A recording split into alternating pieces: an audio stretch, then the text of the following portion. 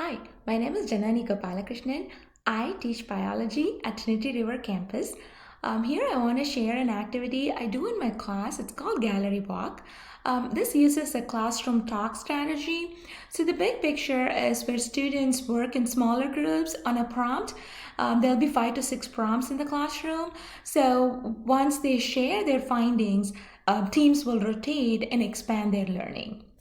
So I want to share how I do this in my class, and I'm sharing all the pictures from my classroom, students caught on camera, and their work. So how do I do this activity in my classroom? First of all, I break my classroom into smaller groups of 3 to 4 students before the activity.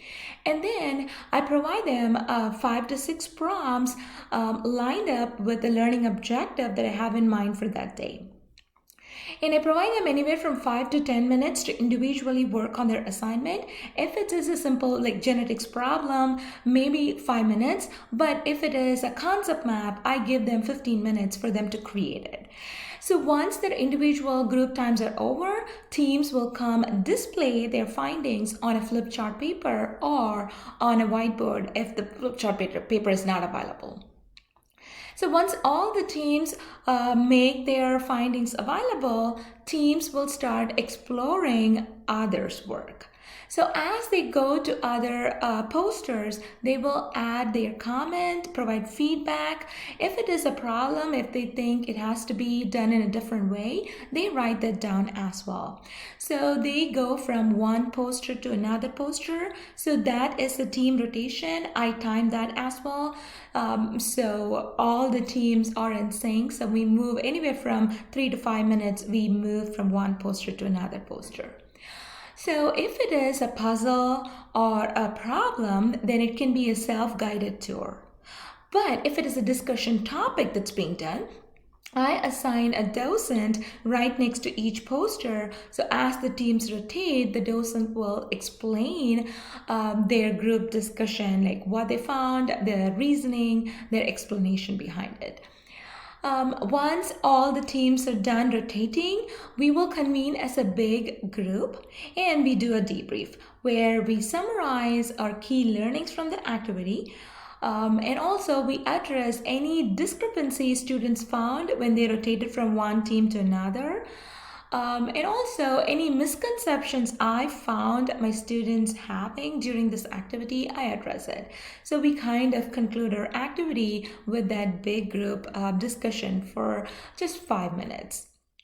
And also, I want to give examples of what types of activities, like assignments I do with this activity. So when I teach water, I provide them scenarios where they read a scenario and then they connect it with which property of water it actually connects it to. So connecting a property to a function where they apply it. When we do cell topics, I provide them a puzzle. So they have to solve the puzzle to find out what type of cell it is, whether it's a prokaryote or a eukaryote, animal or plant or bacterial, fungal. So they have to find out with the given clues, and they have to create a cell and draw those organelles and put their functions next to it. One of my favorite thing I do in my class is creating concept map. When there is a chapter with so many smaller parts in it, doing this activity at the end of the chapter, letting students come together, create that concept map actually provides a big picture that we all want our students to have.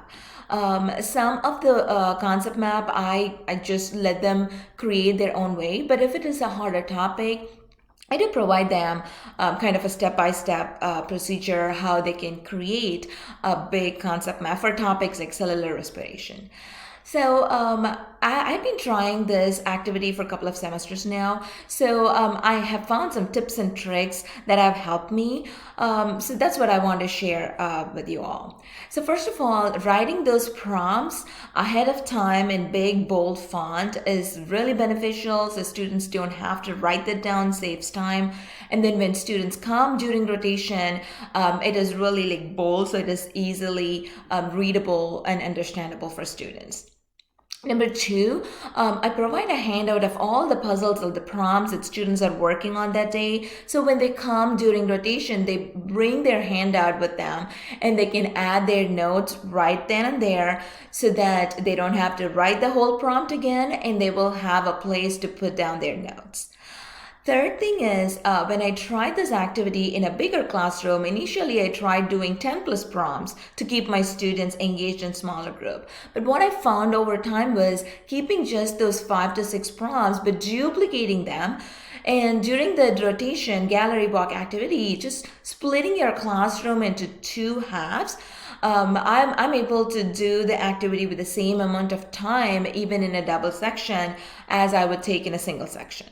And another trick is I wanted to use those papers well. When I use those posted flip chart paper, I found a way how I can use the glue and kind of fold it and stick it so I can use the back side of the flip chart paper as well for my day 2 activity, so we can save some trees.